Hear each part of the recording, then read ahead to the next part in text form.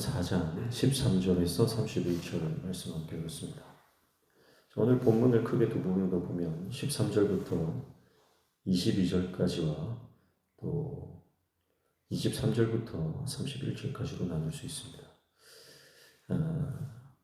전반부는 종교 지도자들이 베드로와 요한에게 예수의 이름을 전하지 못하도록 위협하고 석방하는 내용입니다. 17절에 보시면 이것이 민간에 덮어지지 못하게 그들을 위협하여 이후에는 이 이름으로 아무에게도 말하지 말게 하자 하고 그렇죠. 18절에는 그들을 불러 경고하여 도무지 예수의 이름으로 말하지도 말고 가르치지도 말라 하니 그랬습니다. 21절에 다시 보시면 관리들이 백성들 때문에 그들을 어떻게 처벌할지 방법을 찾지 못하고 다시 위협하여 놓아주었으니 이는 모든 사람이 그 된 일을 보고 하나님께 영광을 돌림이라 그랬습니다. 위협을 계획하고 경고하고 다시 위협했다. 종교 지도자들은 예수의 이름이 전파되지 못하도록 사도들을 위협하고 경고했다. 그렇게 말씀하고요. 23절부터 31절은 이제 사도들이 공동체로 돌아가죠. 초대교회로 돌아갑니다. 돌아갔을 때에 이 초대교회 공동체들이 하나님 앞에 기도하며 다시 담대히 하나님의 말씀을 전하도록 기도하고 그 말씀을 전하는 것을 볼 수 있습니다. 29절을 보면 주여 이제도 그들의 위협함을 굽어보시옵고 또 종들로 하여금 담대히 하나님의 말씀을 전하게 하여 주시오며 그랬습니다. 그리고 31절에 빌기를 다음에 모인 곳이 진동하더니 무리가 다 성령이 충만하여 담대히 하나님의 말씀을 전하니라 그렇게 말씀하고 있죠. 그러니까 전반부는 어떻게든 하나님의 말씀이 전파되지 못하게 예수의 이름이 전파되지 못하게 말씀 사역을 방해하는 내용이고 후반부는 어떤 상황이든 말씀 사역을 감당하려는 하나님 나라 공동체 일원들의 모습이 등장하는 것입니다. 그러니까 여러분, 우리가 예수 그리스도의 복음을 증거하면 반드시 충돌이 일어난다는 거죠. 그리고 이것이 한쪽에서는 하나님의 말씀이 전해지지 못하도록 방해하는 세력이 있고 또 한쪽에서는 그 하나님의 말씀을 전하려고 하는 하나님의 백성들이 있다. 그렇게 말씀하고 있는 것입니다. 사랑하는 성도 여러분, 하나님의 말씀이 전해지는 곳에는요, 그 말씀이 전해지지 못하도록 수단과 방법을 다 동원해서 그것을 방해하는 세력이 분명히 존재한다는 것을 기억해야 됩니다. 그러나 그런 경고와 위협 가운데서도 우리는 하나님의 말씀을 전하고 예수 그리스도의 복음이 증거되어야 하는 것을 기억해야 됩니다. 왜 그렇습니까? 성경은요, 사상이나 철학이나 문학이 아니기 때문에 그렇습니다. 사상이나 이념이나 철학이다 그러면 굳이 내가 생명 걸고 전해야 될 필요가 없는 겁니다. 그러나 성경은 진리입니다. 진리이기 때문에 이것은 실제로 일어난 사건이라는 거예요. 그래서 이 실제로 일어난 사건을 사도들은 뭐라고 표현하냐면 우리가 보고 들은 것을 전하지 아니할 수 없다 그렇게 말하죠. 20절 보십시오. 우리는 보고 들은 것을 말하지 아니할 수 없다 하니 그랬습니다. 그러니까 성령께서 이 하나님의 사람들에게 충만히 임재하시고 나면 하나님께서 우리에게 베풀어 주신 그 놀라운 은혜와 그 하나님의 사랑에 대한 체험, 이걸요, 전하지 않을 수 없습니다. 왜냐하면 이건 체험이니까요. 이건 실제 일어난 사건이니까요. 느낌이 아니거든요. 느낌이면 말할 수가 없어요, 사실. 말해도 믿지도 않을 거고. 그러나 이것은 명백한 사실이고 사건이잖아요. 내가 경험했기 때문에 말하지 않고서는 배길 수가 없다 이 말이에요. 여러분, 우리가 하나님의 사랑을 경험하고 성령을 체험해야 됩니다. 그래서 체험이 없는 신앙은요, 전도하지 못해요. 그러나 내가 정말 하나님을 체험했다. 내가 하나님을 정말 경험했다. 내가 정말 성령의 기름 부으심을 내가 경험을 했다 그러면 말하지 않고서는 배울 수가 없는 것입니다. 성령이 충만한 기름 부으심의 역사를 통해서 말씀이 실제가 된 제자들입니다. 말씀이 실제가 되었어요. 말씀이 내 머릿속에만 있는 게 아니고 말씀은 사건이요, 사실이요, 내가 경험한 것이요.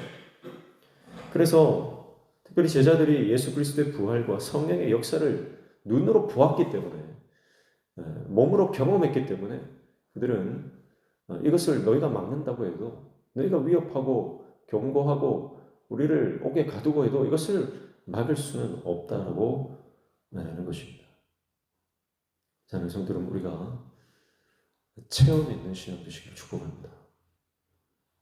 하나님을 체험해야 됩니다. 하나님의 사랑을 경험하고 성령의 체험이 있어야 내가 인생의 본질이 바뀌고 목표가 바뀌고 내가 살아가는 삶의 태도와 결이 바뀌는 거죠. 체험이 없으면 여전히 지식적인 신앙, 철학적인 신앙에 머물 수밖에 없다라고 하는 것입니다.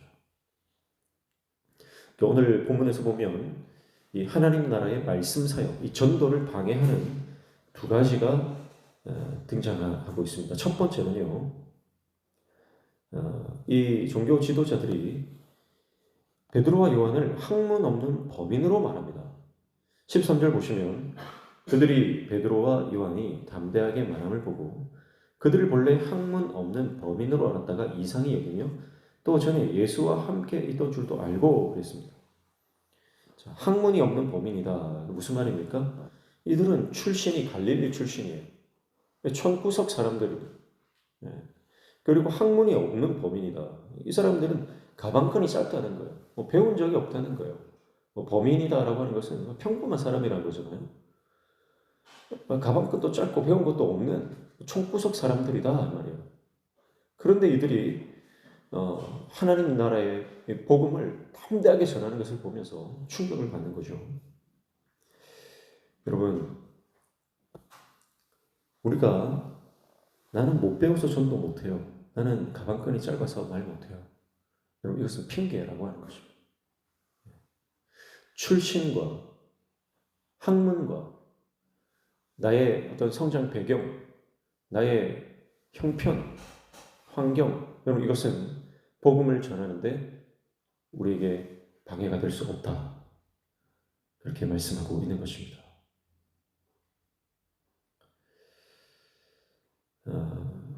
그리고 두 번째는요, 사람들의 말이 이 베드로와 요한이 사도들이 복음을 전하지 못하게 방해합니다.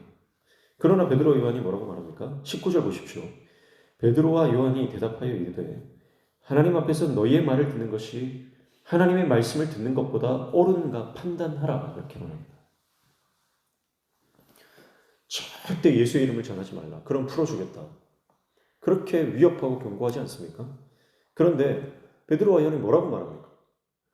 내가 하나님 말씀을 들어야지 너희 말 듣겠느냐. 하나님이 살아계신데 내가 하나님의 말씀을 들어야지 너희의 말을 들으면 내가 사도이겠느냐. 내가 예수의 증인이 되겠느냐. 그런 말을 하고 있는 것입니다. 여러분, 우리가 복음을 증거하는 삶을 살면요, 사람들이 우리에게 수많은 말을 합니다. 이 복음을 전하지 못하도록, 말씀 사역을 감당하지 못하도록 수많은 말들이 들려와요. 목회를 하다 보면 정말 상상하지도 못했던 사람들의 말이 들리게 됩니다. 그 모든 그 말들은요, 복음 사역을 중단하게 하는 악한 영들의 역사다라는 거예요. 그래서 오늘 본문에처럼 위협합니다. 위협. 경고하고 위협합니다.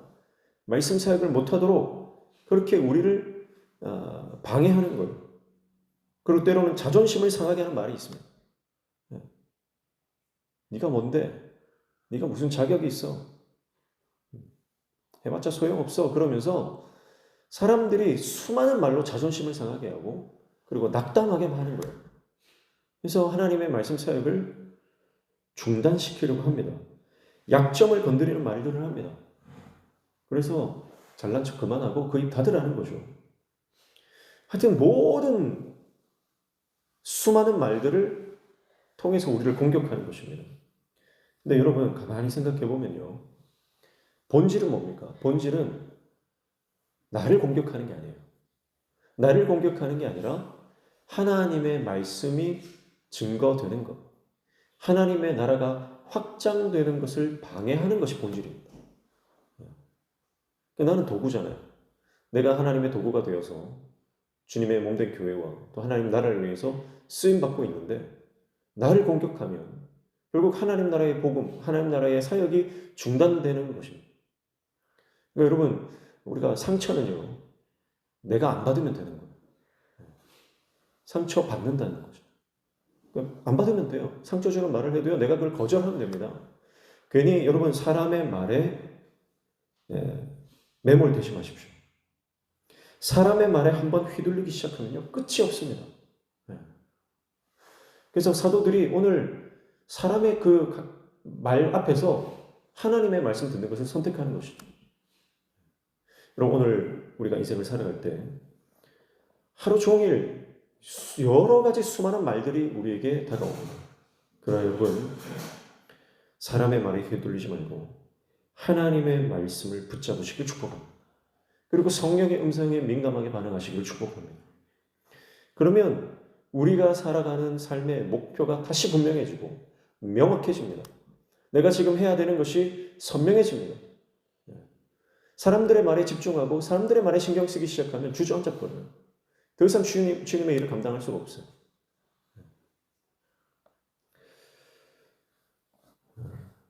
오늘 본문은 하나님의 말씀 사역을 방해하는 세력과 그럼에도 불구하고 이 하나님의 말씀 사역을 더 강력하게 감당하려고 하는 하나님 나라 공동체의 모습을 보게 됩니다. 사랑하는 성도 여러분, 오늘 우리에게 주신 사명이 있죠. 그 사명을 우리가 어떤 상황과 환경과 또 사람들의 어떤 말이 우리에게 다가온다 할지라도 우리가 주님 말씀 붙잡고 끝까지 우리가 경험한 이 하나님 나라, 우리가 체험한 이 성령의 역사, 우리가 받은 이 하나님의 사랑을 세상 가운데 증거하고 전파하는 하나님의 종들 되시기를 축복합니다.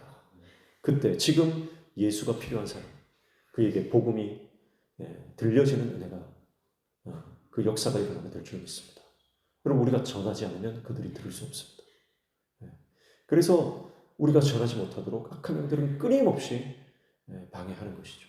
그러나 그 모든 난관을 뚫고 나아가 주님의 말씀을 전하고 복음 사역 감당하는 주의 몸된 교회를 위해서 하나님 나라를 위해서 끝까지 강력하게 쓰임받는 저와 여러분 되시기를 주님의 이름으로 축복합니다. 기도하겠습니다. 말씀의 사람 되게 하여 주셔서 오직 말씀 붙잡고 주님의 사역, 주님의 사명 주신 귀한 이 소명 이루는 하나님의 종 되게 도와 주시옵소서. 보고 들은 것을 말하지 않을 수 없다.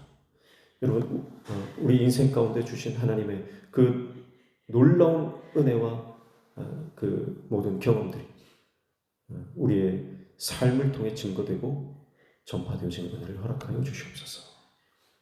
오늘도 말씀 붙잡고 기도할 때 우리의 기도에 들어응답하여 주시며 우리 삶의 모든 막힌 문들이 열려지는 영통의 은혜 허락하여 주시옵소서.